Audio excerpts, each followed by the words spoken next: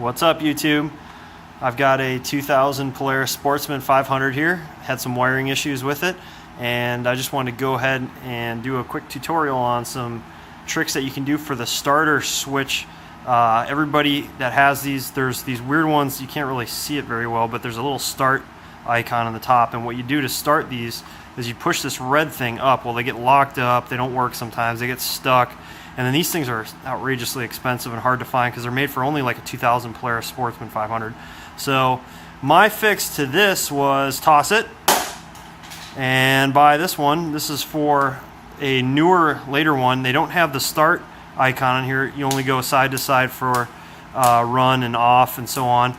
And what I wanted to do is put an actual button to make this thing start.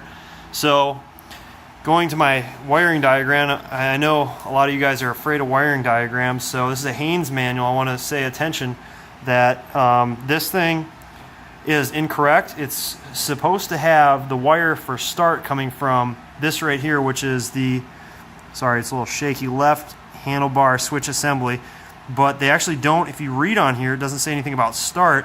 The actual start part is right here, which the wiring for starting the engine would come off there. And this is the ignition switch, the one with the key, which is actually incorrect.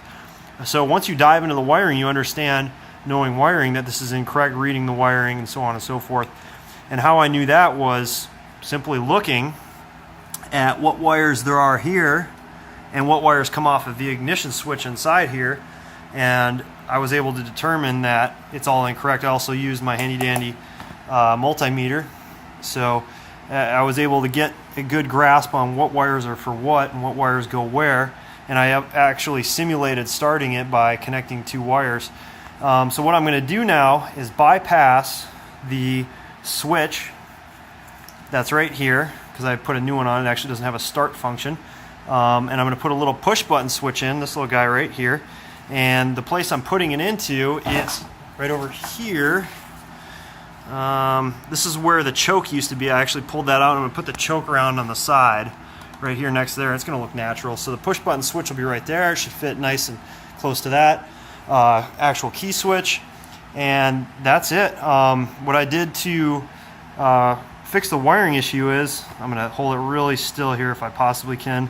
So for the next guy who's going to own this thing, I made a little wiring diagram of what fix I made, utilizing the red wire that is hot power all the time. I didn't want to use switch because the ones that are switched over here, they're very finicky. A lot of them go to things that can cause problems with the way the engine could run. So I just went with a simple hot all the time red switch coming off the ignition switch, which is down here coming to this big wiring loom. And then you see the red wire right there. And I'm tying it in with, what I did was a couple other red wires. And this red and white wire that you see here, that wire is the actual wire that should be on this diagram going to here, but they have it labeled right there. So that is incorrect, and that's the incorrect spot. So what I did is I wrote down that I went from red to red and white.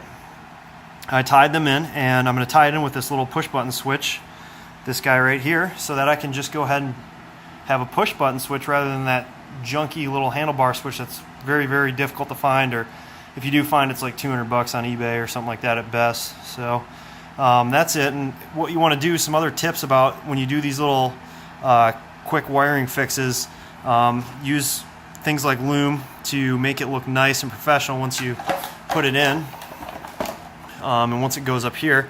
Also use silicone at the back of these switches. Even though they say it's a waterproof switch, once you tie in the wires, silicone everything with rubber, silicone, that way it'll keep it nice and waterproof and keep any possibility of shorts going on. So I'm going to also do that to these little wiring ties right here. Alright, so here's the finished product. It's nice and clean. I've got the choke switch nice and flush on the side. It's not going to get in the way of anything. Oh, the Tilex fell. And the push button start in a good location. It looks very clean and natural. It's going to work really well.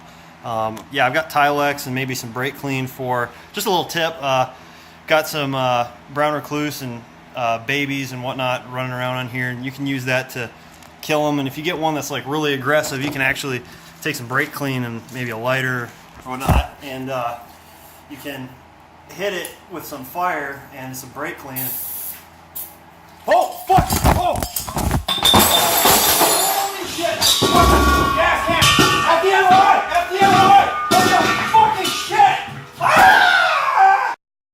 got the Inferno under control. So anyway, yeah, it turned out nice and clean. The push button works really good. Simple switch, chokes on the side, very functional. It's not getting in the way of anything.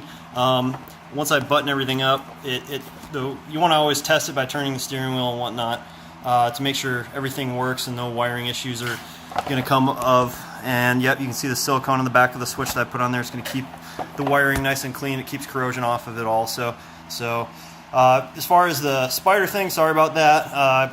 The hillbilly that had this thing before me let it sit outside for a long time, and it acquired quite a few critters. I would never personally let my four-wheeler sleep outside. Maybe my girlfriend or my wife or something like that. But I mean, maybe the four-wheelers when I'm camping or something. But I would never let them stay outside for extended periods of time. So thanks for watching, guys. I'll see you next time. Maybe up soon we're going to do a tutorial here on successful dating and boyfriend how to be a great one. And have a good night, guys.